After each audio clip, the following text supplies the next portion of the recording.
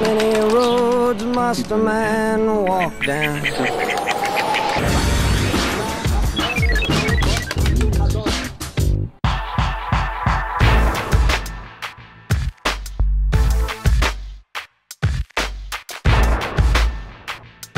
When most people think about the military, the Israeli military, and how it influenced the startup nation, how it became part of what makes us entrepreneurial and innovation and so on, what they tend to think about is they think of someone going into the army, coming up with some kind of technology in the military, taking that technology and turning it into a startup.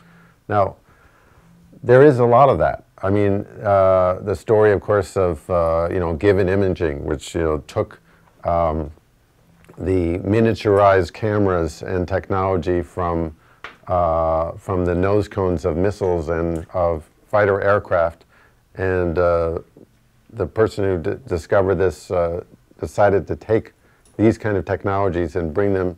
He had a crazy idea. He wanted to make a pill that you could swallow that would take pictures from inside your intestine and beam them out. And he did it, and it's called PillCam. He started out by taking his little practice things and sticking them inside chickens to see if they would transmit out through the chicken. That was kind of his level of experimentation. Now it's a huge company. Olympus, the camera manufacturer, is trying to do their own and compete with them. That's an example of a technology that came from the military that became civilian. But most of what we talk about in the book in terms of the military connection to all this is not about just transferring technology from one to the other. It's more about what is it about the military that has affected Israel's kind of cultural DNA. We're more interested in the cultural impact of the military, which we're arguing makes Israelis more innovative and entrepreneurial. And the way this happens is Israelis kind of take this for granted, that they have this kind of experience that they don't always like, that's right in the middle of their lives, that they're in academia for 12 years, they're suddenly stuck in the military for 2 or 3 years, sometimes longer, and then they're back out again and say in the business world. But most people don't have this experience between academia and business. And what it's given Israelis is a taste of things like leadership, things like teamwork. One of the things in the military, they force you to work as a unit, and that means teamwork. Another huge part, we think, is just simply the idea that you're sacrificing for something larger than yourself. I mean, that is not something you necessarily get in school, you don't necessarily get it in business, and yet it's very important for doing startups because you need to have a sense of mission. And that's one of the things we learned in writing this book, is that innovation is not just about, let's say, a light bulb going off. I mean, this is kind of the stereotype people have about innovation, is that it's all about that light bulb, about the creativity.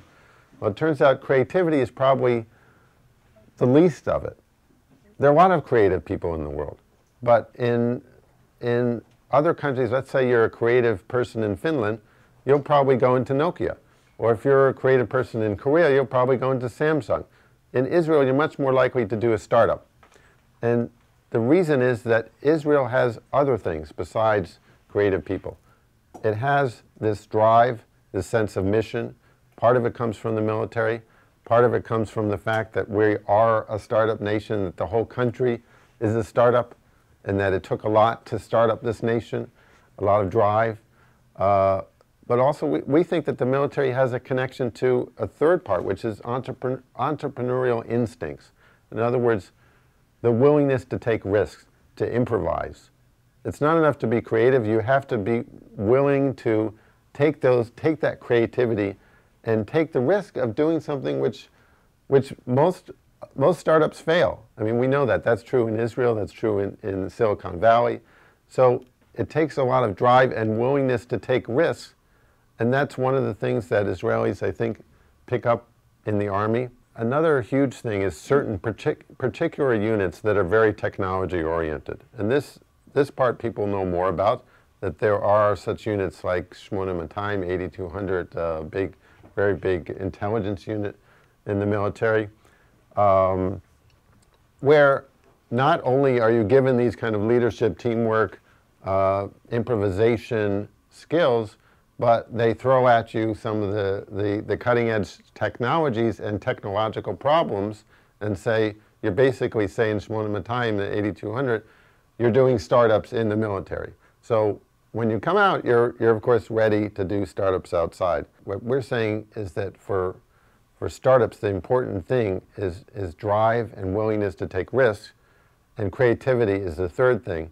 And if you have that drive and entrepreneurial instinct, you can do startups.